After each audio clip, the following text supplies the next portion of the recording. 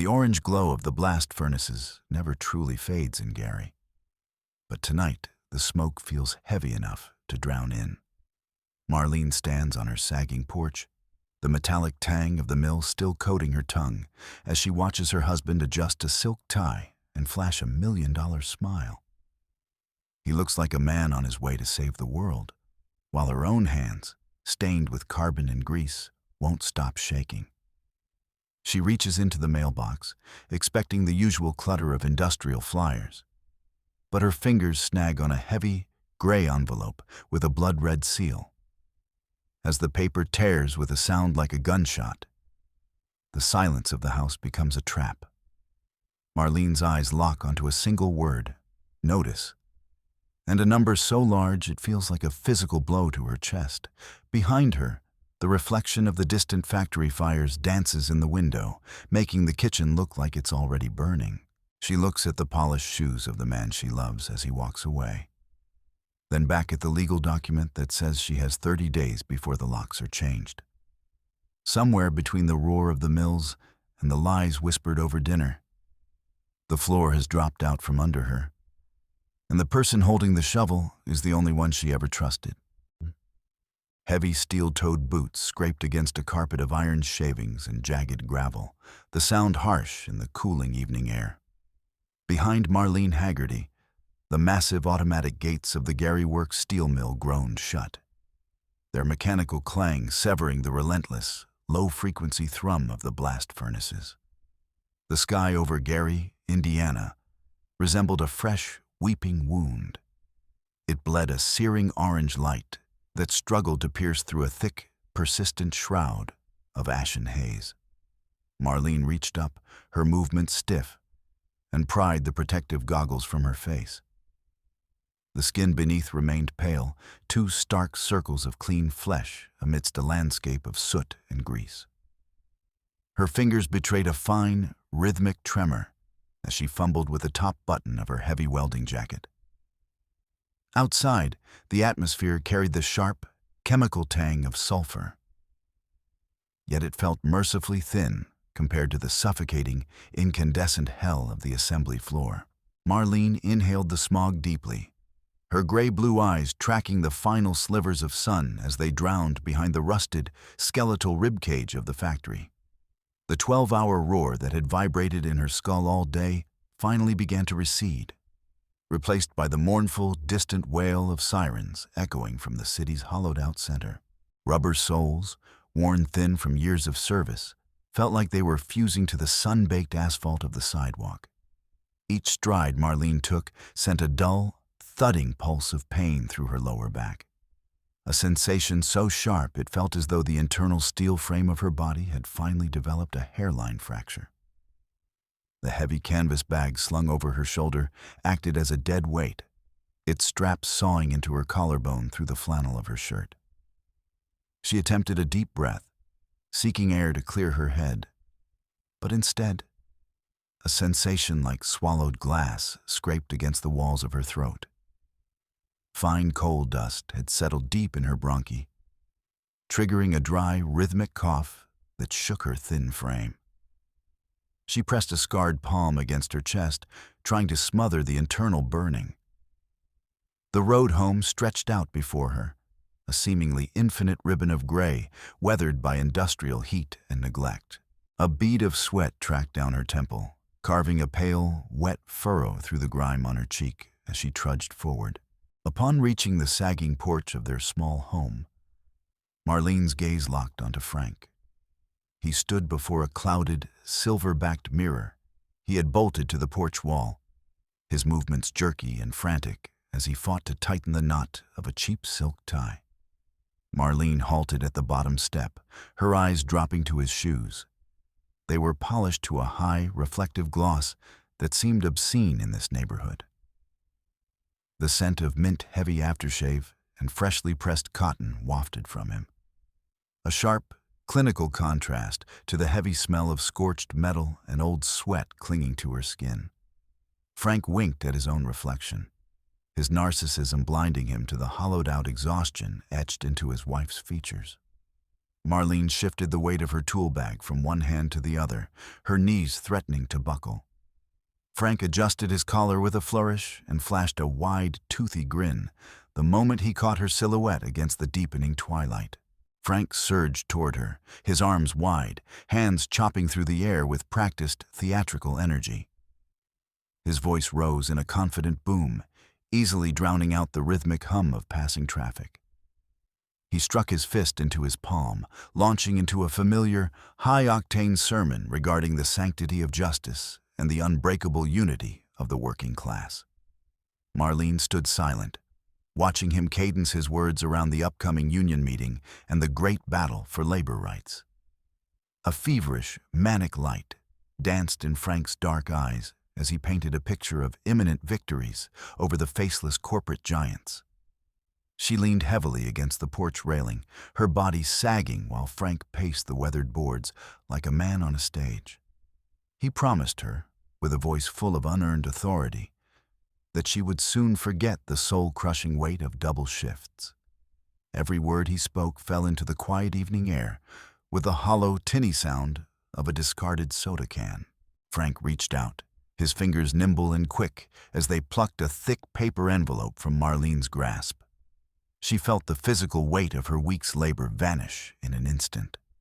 Frank didn't hesitate. He peeked inside, his thumb flicking across the edges of the bills with the practiced speed of a dealer. A look of mock reverence crossed his face as he tucked the cash deep into the inner pocket of his jacket. He clapped Marlene on the shoulder, his touch light and dismissive, assuring her that this contribution was the very foundation of their future prosperity. She watched his hand disappear into the folds of his coat, the money gone before she could even feel the texture of the paper. Frank leaned in and pressed a kiss to her soot-stained forehead, leaving behind a faint, cloying trail of tobacco and mint. Marlene remained perfectly still, a statue on her own lawn, as Frank turned and strode with a predatory energy toward the bus stop at the end of the block. Marlene crossed the threshold and allowed the heavy silence of the empty rooms to swallow her. In the cramped bathroom, she wrenched the faucet handle. The pipes groaned and hissed before a stream of rust-colored water slammed into the bottom of an enameled basin. She shed her work clothes, the fabric so stiff with grease and slag that it hit the tile floor with a dull, heavy thud. A coarse washcloth scraped against her skin, but the black carbon of the mill had migrated deep into her pores, defying the soap. Marlene closed her eyes, letting the rising steam wrap around her face, but the heat failed to penetrate the icy core of her fatigue. A sudden cramp seized the muscles in her legs, a byproduct of standing on concrete for half a day. She leaned her forehead against the cold, cracked tile of the wall, listening to the rhythmic drip-drip of the faulty faucet. The sheer physical weight of her life seemed to press her down toward the floorboards.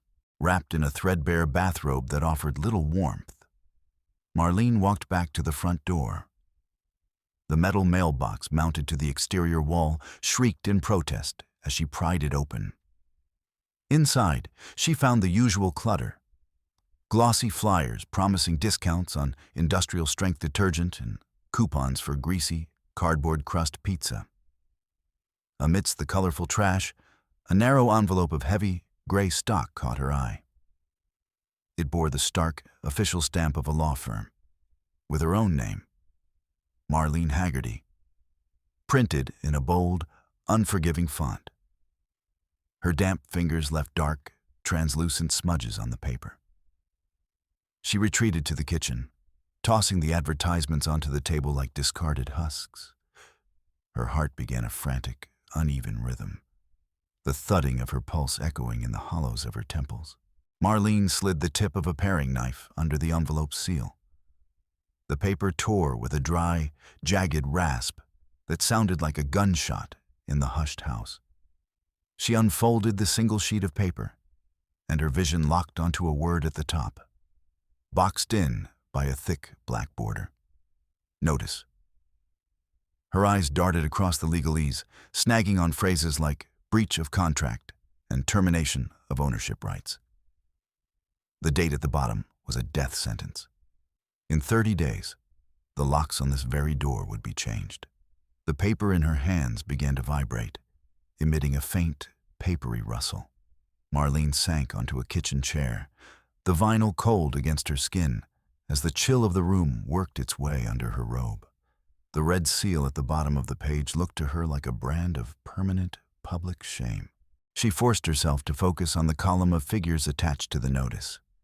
In the row labeled arrears, she saw a number so large it felt like a hallucination. Frank had looked her in the eye and swore the mortgage was paid through December. Yet this document screamed of 3 consecutive months of silence. Marlene traced her finger along the line, detailing the accumulated late fees, the texture of the paper feeling like sandpaper. Frank had taken every cent she had bled for at the mill and diverted it toward ends that had nothing to do with keeping a roof over their children's heads. She stared at the empty, scarred surface of the dining table, the sheer scale of the deception finally beginning to settle in her gut. The memory of Frank's promises about a secure future curdled in her mind, turning into ash. Marlene recalled the previous night's dinner, how Frank had waxed poetic about the growth of their modest savings account. His lies now felt like something physical, a sticky, suffocating web draped over the furniture. She weighed the practiced confidence in his voice against the cold, mathematical reality of the debt trap he had built for them.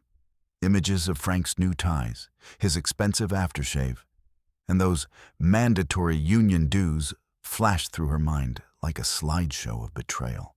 Every word he had uttered about financial stability now rang in her ears with the sound of mocking laughter. She curled her hands into fists, feeling the heat of a burgeoning icy rage displace the initial shock. The reality of being cast out onto the street became the only truth left in the house. Marlene surged toward the dresser in the corner and yanked the top drawer open with enough force to make the wood scream. She dug through a layer of old utility bills, hoping against hope to find a single bank receipt, anything to prove the gray letter wrong. Instead, her hand brushed against glass. She pulled out a spent bottle of cheap whiskey, tucked into the far corner behind a stack of socks. She worked through the papers with a frantic energy, throwing scraps of old newspapers and junk mail onto the floor. There was no record of a mortgage payment.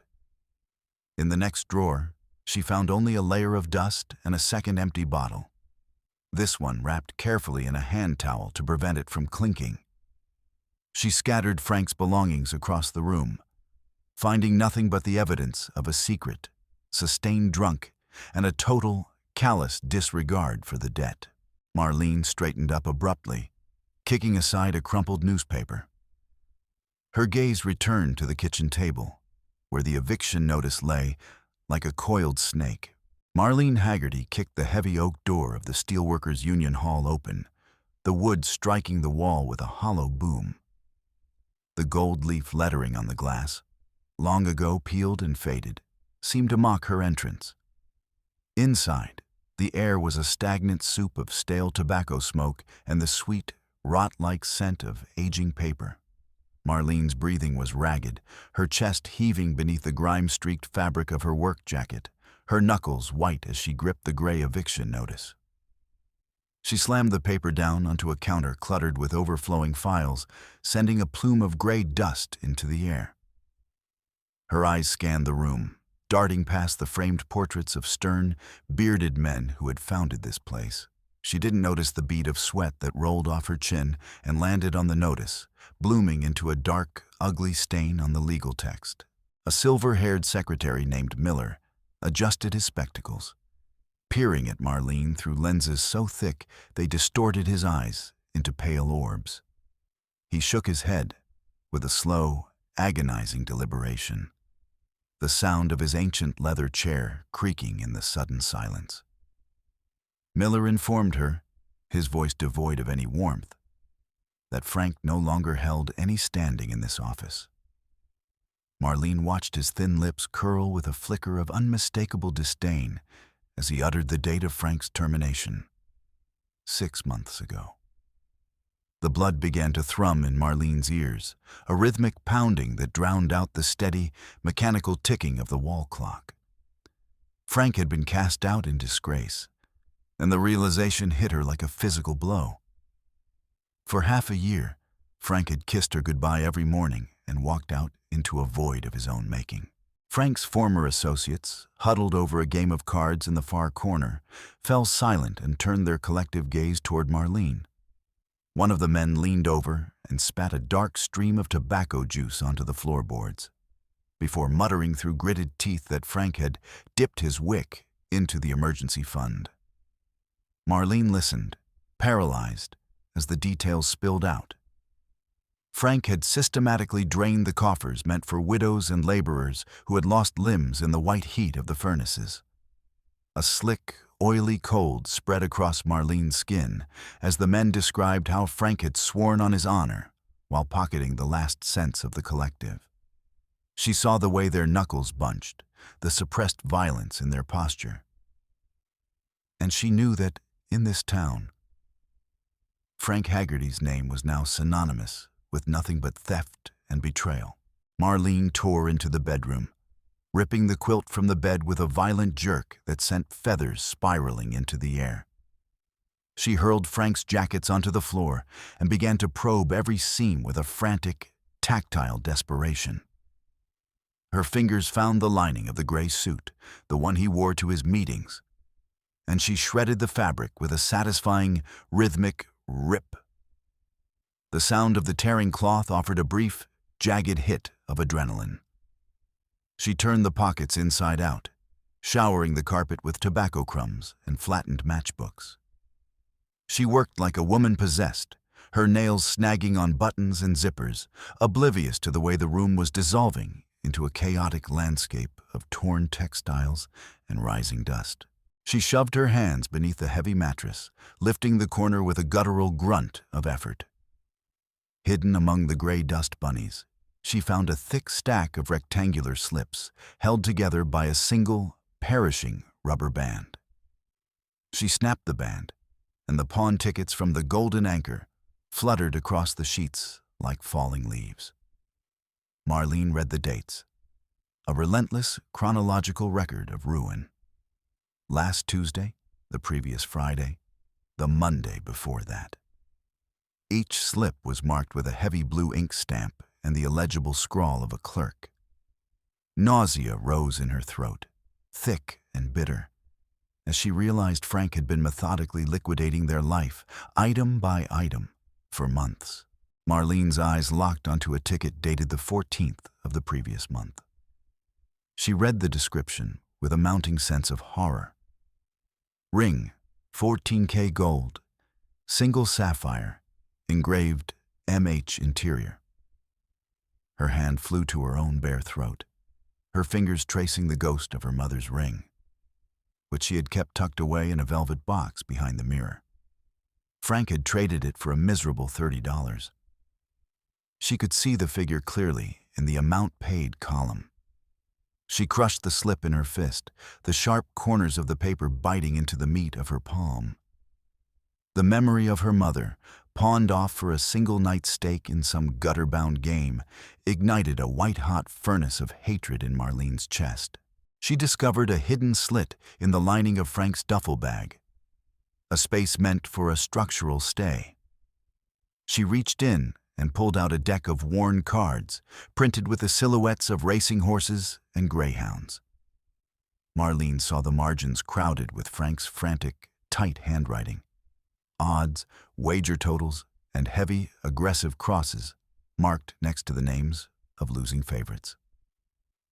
The cards smelled of cheap lager and industrial ink, and Marlene finally understood the nature of Frank's work. Every bet he had placed had been bought with the hours she spent standing in the searing heat of the mill. She tore one of the cards in half, staring at the list of underground bookie joints scattered throughout Gary. The front door suddenly shuddered under a blow so powerful that the framed pictures in the hallway rattled against the plaster. Marlene lunged for the window, peeling back the edge of a soot-stained curtain. On the porch stood two men with shoulders like oxen, their faces obscured by the shadows of their ball caps. One of the men was rhythmically slapping a heavy wooden baseball bat against his open palm, creating a dull, menacing thwack. Marlene watched as the porch boards groaned under the weight of the second man. The air in the house felt suddenly pressurized, every subsequent strike against the door vibrating through the soles of her boots. A gravelly voice erupted from outside, shouting Frank's name and punctuating it with a string of vile, creative obscenities. The men demanded immediate payment on the gambling debts Frank had stacked up over the last 4 weeks. Marlene heard the threat to burn the shack to the ground, with everyone inside, if the door didn't open in 60 seconds. She saw one of the men draw the bat back as if to shatter the window, only to stop at the last second, his teeth bared in a predatory grin toward the dark house. The threats cut through the wind, and Marlene knew these were not men who could be bargained with. They had come for the pound of flesh Frank had wagered on the track. Marlene slid down the wall, her back scraping the floral wallpaper, until she was huddled in the corner of the kitchen, her knees pulled tight against her chin.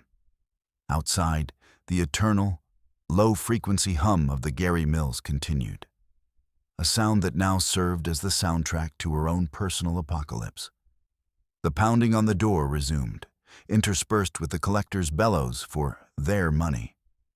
Marlene clamped her hands over her ears, but the voice of the man promising to snap Frank's legs like dry kindling pierced right through her fingers. In the dim kitchen light, she watched the shadows of passing headlights dance across the ceiling. A feeling of total, crushing isolation settled over her, while the industrial smog of the city began to seep through the cracks in the window frames. Marlene looked down at her hands. The skin was thick with calluses, the lines of her palms etched with permanent black soot and the tiny white scars of old slag burns. She realized then that every grueling shift, every gallon of sweat, and every muscle spasm had been nothing more than fuel for Frank's sickness. He had treated her very existence as a chip to be tossed onto a betting table.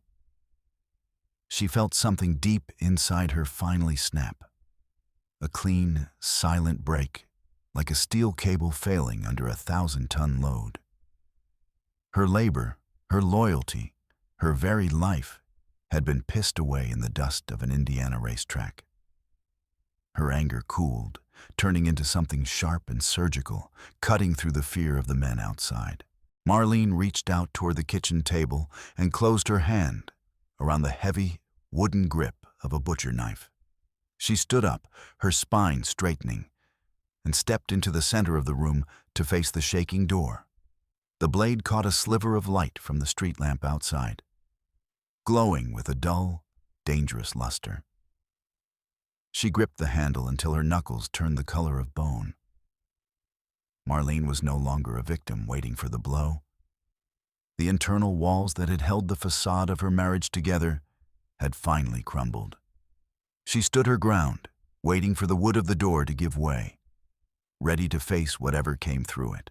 Marlene heard the jagged, metallic scrape of a key fumbling against the lock, missing the mark several times before finally sliding home.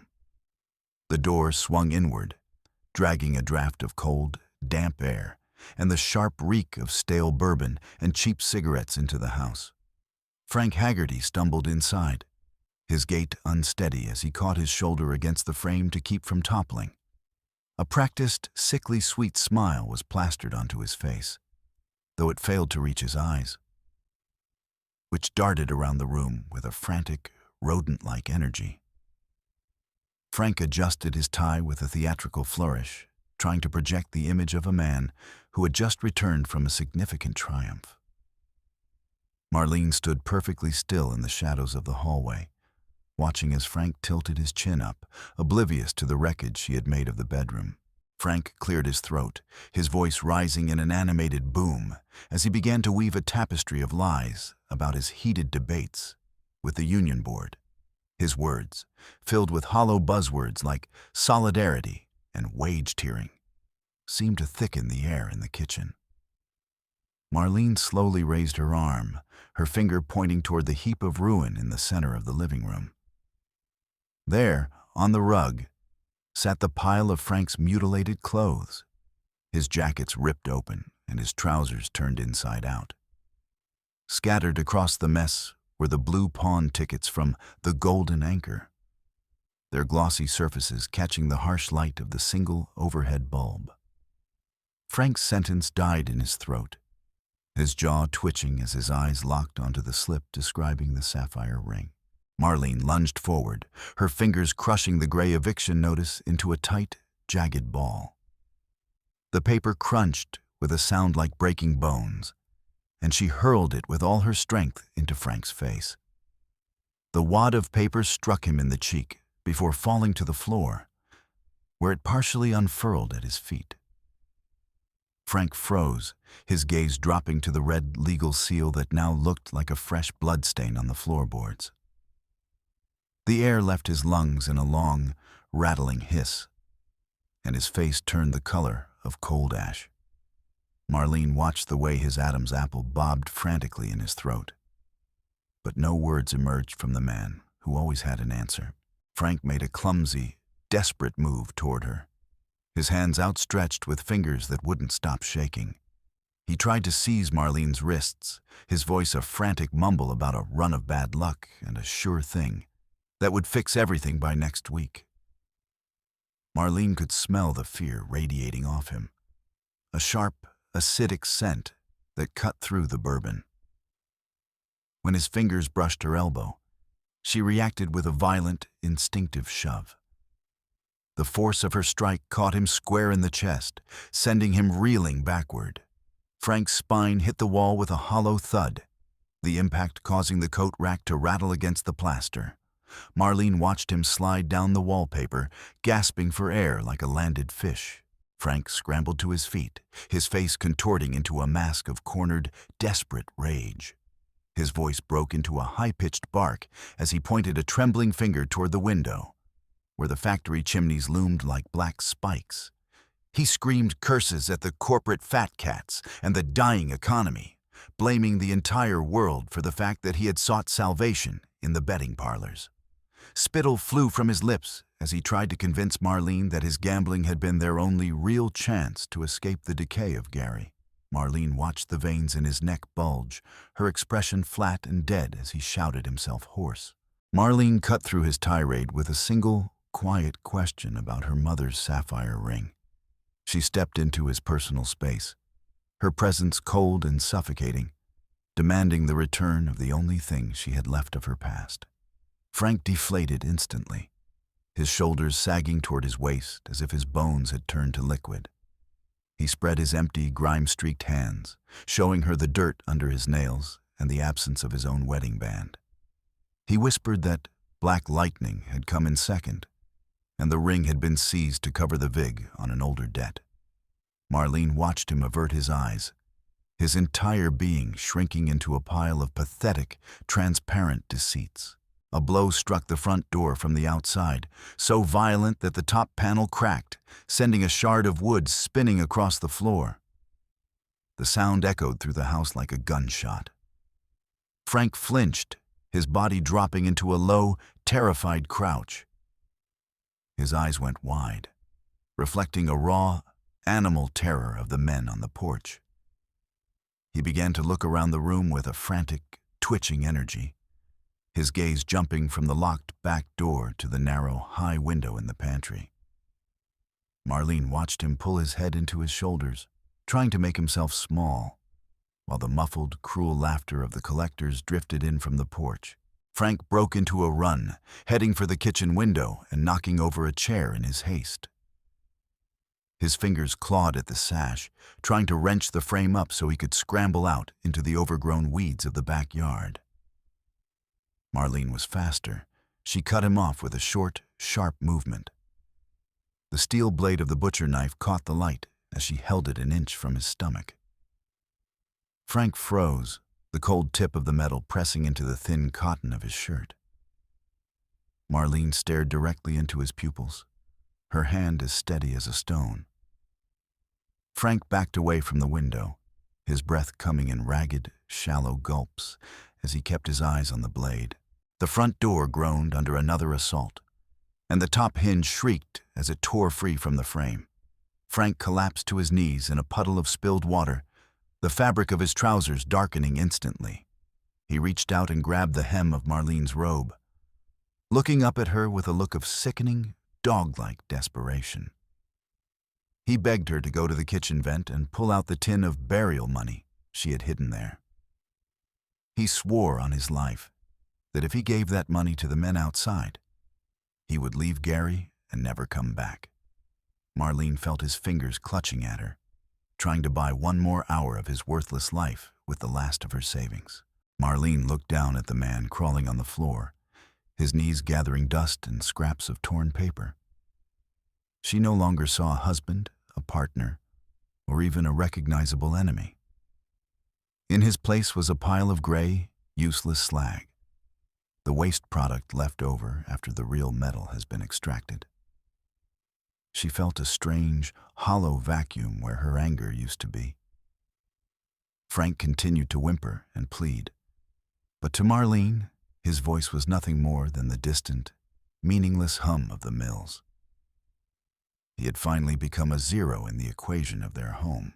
A heavy, steel-toed boot shattered the upper panel of the door, and the scent of the damp Indiana night and gasoline flooded the hallway. Marlene saw the tip of a baseball bat, wrapped in black electrical tape, poke through the jagged hole. Frank let out a thin, whistling sound and scrambled under the kitchen table, tucking his head between his knees. Marlene looked from the splintering door to the man hiding like a rat under the furniture. The time for words and accusations had evaporated like water on a hot forge. She felt the house vibrate with the next blow and knew that the walls were finally coming down. Marlene reached for the light switch and, with a sharp, final motion, flicked the toggle down. The kitchen was instantly swallowed by darkness. Marlene Haggerty stood in the thick, oily darkness of the kitchen, the air heavy with the smell of old cooking grease and the sharp, metallic tang of Frank's fear. Her fingers traced the cold, pebbled surface of a heavy cast-iron skillet hanging from a hook near the stove. The weight of the iron felt substantial, a piece of real artillery in her hand. When the sound of Frank's shoes scraping against the linoleum signaled his attempt to crawl out from under the table, Marlene moved with a short, practiced swing. The iron struck the back of Frank's head with a wet, heavy thud, the sound of a sack of grain hitting the floor. Frank's body went limp, his head dropping onto the grimy floorboards without a sound. Marlene remained motionless, listening to the ragged, stertorous rhythm of Frank's breathing. Once she was certain he was truly unconscious, she gripped the butcher knife by the spine of the blade. She seized the lapel of Frank's silk jacket and dragged the steel across the fabric, purposely smearing the surface to obscure any clear prints while adding a layer of floor dust to the mess. She opened her hand, letting the knife clatter to the floor inches from Frank's right palm, where it caught a sliver of light from the hallway. In the gloom, he looked like a man who had lost a drunken struggle, a pathetic figure left for the wolves who were currently kicking the front lock into splinters. She moved through the hallway on the balls of her feet, her shadow a long, dark streak against the wall. She pushed open the door to the children's room, where the air was sweet with the scent of baby powder and old wool. In the dim light, she saw the wide, terrified eyes of her children as they sat up in their beds. Marlene moved like a ghost, her large, soot-stained hands dropping over their mouths to stifle any sound. She felt their small lips trembling against her skin, their hot breath puffing against her palms. She locked eyes with each of them, her head giving a single, imperceptible shake. A heavy, pressurized silence filled the room, punctuated only by the distant, splintering crack of the front door finally giving way. Marlene wrenched the window sash upward, letting in the sharp,